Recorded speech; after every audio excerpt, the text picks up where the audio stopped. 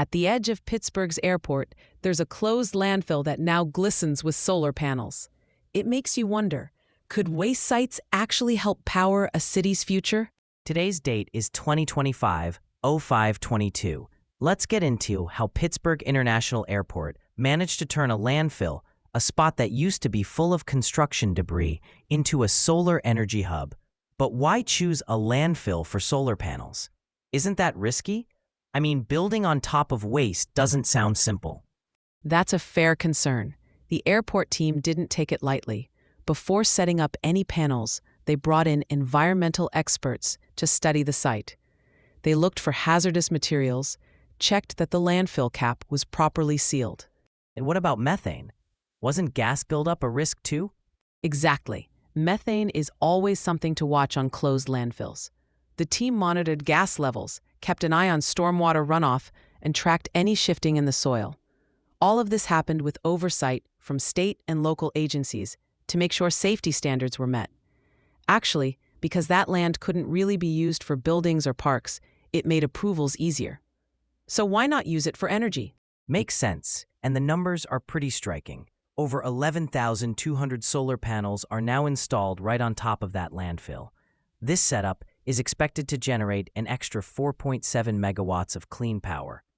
For people unfamiliar with those numbers, what does that actually mean?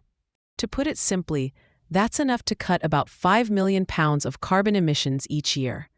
But the impact goes beyond just the airport. The electricity actually feeds into Pittsburgh's broader grid, so homes and businesses benefit too. Interesting. I'm curious, how did they pay for all this? Airports aren't exactly rolling in extra funds for big solar projects. Good point. The answer is partnerships. The airport worked with Duquesne Light Company and IMG Energy Solutions. IMG owns and operates the solar arrays, while Duquesne Light buys all the generated energy and sends it to the grid. The key is that the airport didn't have to pay upfront. Private investors funded the infrastructure and get their investment back through long-term energy sales. Do you think this approach could work for other cities? Honestly, yes. It's a model that other places could use, as long as there's unused land and partners willing to collaborate. The biggest challenges are handling site cleanup, getting regulatory support, and making sure the grid can take on new renewable sources. Still, the incentives are strong. Pittsburgh International is saving over $1 million a year on electricity and has created new jobs in construction and maintenance. And it's not just about the savings.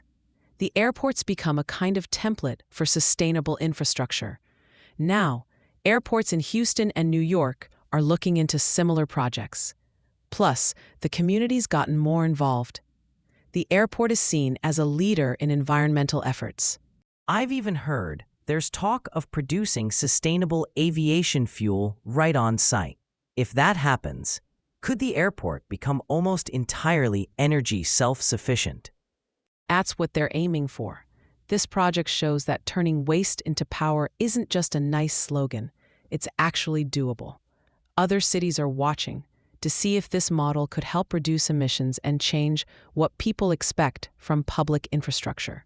So if someone's wondering whether their city's landfill could become a clean energy site, the technical steps are right there.